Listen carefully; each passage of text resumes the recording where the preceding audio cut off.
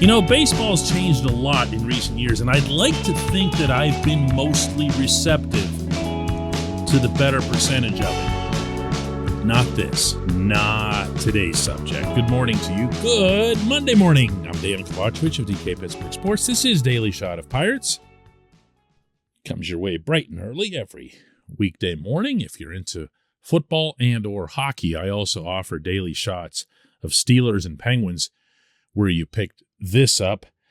Marlins 6, Pirates 5 in 10 innings yesterday. There are so many bad things to say about this game that I could probably fill several episodes of it. And I know there's some good in there too, some, comebacks and so forth. Mitch Keller pitched great. That I'll throw in as a special mention. I thought Mitch just continued to look like a guy who has just magically learned how to pitch at some point between the second week of May and the fourth week of May, and he hasn't taken his foot off the gas since then. Good for him. But the game ended with a whole lot of bad at-bats. And there were bad at-bats earlier, but I'm okay with letting those go because they were facing Sandy Alcantara, and this is one of the best pitchers on the planet. And he sure looked like it. He was pumping a 99-mile-an-hour fastball and then counterbalancing it with a 93-mile-an-hour changeup that was probably even more wicked. He didn't even really need to use a third pitch all that often, although he'd occasionally mix in a slider. So great. He's going to make people look bad. And when the Pirates have men all over the bases, which they did a couple of times after an O'Neill Cruz monster home run off of Alcantara, and it was quite the thing to behold, coming off a 99.4-mile-an-hour fastball and then smacking off that high fence above the Clemente Wall seating section. You know what I'm talking about? The mesh fence back there that's the last thing that keeps it from heading out into Riverland? Yeah, he hit that. Well, the club would, through various forms, most of them ugliness on Miami's part, get guys on the base paths. And the Pirates would bring someone to the plate with either no outs or one out, man on third, man on second, whatever it was. And they would take the same bleeping approach at the plate that they would if it was nobody out in a tie game in the fourth inning and they were leading off. It just no change whatsoever. And look, again, I'm open to progress, to change, and to hearing why it's better. I won't always agree with it, but I won't turn my nose up at it just because it's change. So I'm not going to sit here and say, well, everyone should choke up on the bat the way Pete Rose did, or Joe Morgan, or Wade Boggs, or Rod Carew, or Tony Gwynn, or, well, how many more truly great hitters can I name in this sentence?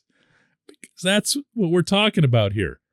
These are guys who excelled not only at hitting in the more conventional sense, power and doubles. They weren't huge home run guys, but they knew how to put the bat on the ball, and they knew how to fend off different types of pitches in different locations to make sure that they had their entire strike zone covered.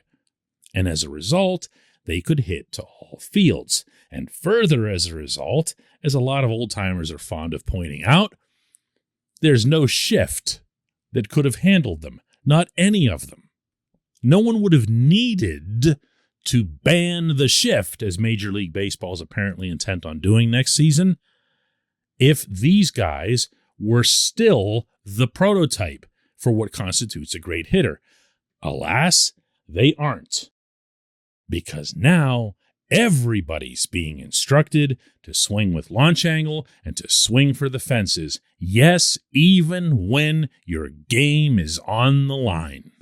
This portion of Daily Shot of Pirates is brought to you by our friends at North Shore Tavern. That's directly across Federal Street from PNC Park. It's home of Steak on a Stone, an eating experience, underscoring the word experience. The steak is brought to you partially cooked on an 800-degree stone, and you do the rest. It's a ton of fun, it's a great meal, and it's a baseball atmosphere like no other in Pittsburgh. North Shore Tavern, right across Federal Street from PNC Park. So here came the ninth inning. Yesterday, the Pirates are down by a couple. There's 2 outs, and Yoshi Tsutsugo, to his credit, I've been rough on him and probably going to continue to be rough on him because he's just not very good at baseball, but he drops a 2-run single into the outfield, and what do you know? There's Yoshi standing at second with just 1 out. He's the potential walk-off run. You know how they talk about situational baseball? This is the situation at hand. Okay, this is the situation for which you would imagine that there could be an adjustment, that there could be something different that the hitter tries or that the hitter is instructed to try.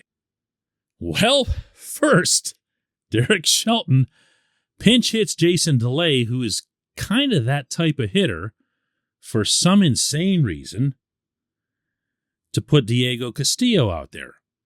Against right-handed pitchers, DeLay was batting .385, and Castillo was batting .153. So only about 250 points separated them in this category. Nonetheless, Castillo gets sent up there. And Castillo, even though he's got a guy on second and can win the game just by finding some grass somewhere, goes swinging out of his shoes. Of course, swinging out of the zone. The last 2 strikes were both well below the zone. And now there's 2 outs. And next comes Kevin Newman, the king of soft contact. Newman does the exact same thing. He doesn't swing with the same force that Castillo does because he doesn't have a swing that's the force of Castillo's, but he doesn't take anything off of his either. The game is on the line. No adjustment is made. I asked Shelton after the game if it's even possible in today's hitting environment to tell a hitter to try something different, to shorten up a little bit, to just try to poke a ball somewhere. And this was his reply. Yeah, I mean, the difference with second, third there is you got the best pitcher in baseball on the mound. Right. That guy's electric. I mean, he threw, I don't know how many pitches he threw at 100, but he's throwing 100. He's throwing a changeup that's probably as good as anybody in the game. So it's challenging. I mean, this guy's got 3 weapons, and his record and his ERA. I mean, what's his ERA, like 1.7? Yeah, I think it's that reason for. So the initial part of that question, yeah, I mean, to make contact, it is important off this guy. It's extremely challenging because he's coming at you with multiple weapons. Okay, look, he didn't actually answer the question. He went off with something about, as you heard, Alcantara and how tough he was early on. And you know what? He's free to answer the question however it is that he pleases, just as I'm free to ask it however it is that I please. That's the nature of that relationship. Wonderful. In the clubhouse a few minutes later, I asked Ben Gamble, who had nothing to do with this, and I made clear to Ben before asking him this so he wouldn't take it as, as if I'm rolling somebody under the bus here. If hitters can, if he can, in this modern environment, shorten up a little bit, try something different. And this was his response. I mean, I think it kind of depends on who you ask. But yeah, I mean, situationally, you want to play the game. I think, pretty much the game always tells us what we need. People get lost in launch angle, and pitchers are really good. So especially today. For me, a launch angle is a contact point. If I catch a ball where I want to, it's going to go. If not, it's not gonna. Right. But do you find yourself at times where you just say, No, I don't pay attention to that. No, I just try and take my same swing, try and get my A swing off it, and then obviously battle with 2 strikes. But it's like they're keeping it a secret or something. Like, you can't get a straight answer out of anybody. And I've tried this with a lot of different people, including Daniel Vogelback just before he was traded. Is there any situation in which you can just try something different? And as you heard Gamble at least begin to say, well, there are some guys, and then I'm sure he probably started thinking to himself how few of them there are who can do that, but there aren't many. It's not just a lost art, it's a lost edict. No one teaches it. Look, I know if you follow baseball beyond just what takes place in Pittsburgh, you're probably saying to me right now, hey, what are you doing here? Meaning to me, this happens everywhere. This isn't just the Pirates. And you're right. But the reason I'm saying this is, do you remember the actual intent, the actual fuel behind Moneyball? It wasn't to get walks or this or on-base percentage or whatever. Those were just symptoms. What they were looking to do was to exploit market inefficiencies. Remember that from the book? Exploit market inefficiencies. I am telling you right now that if there's a team anywhere that decides to all of a sudden whip up a whole bunch of really smart, shorten up situational hitters and say to heck with it with the home run, that team's going to win 110 games. Mark my words. When we come back, J1Q.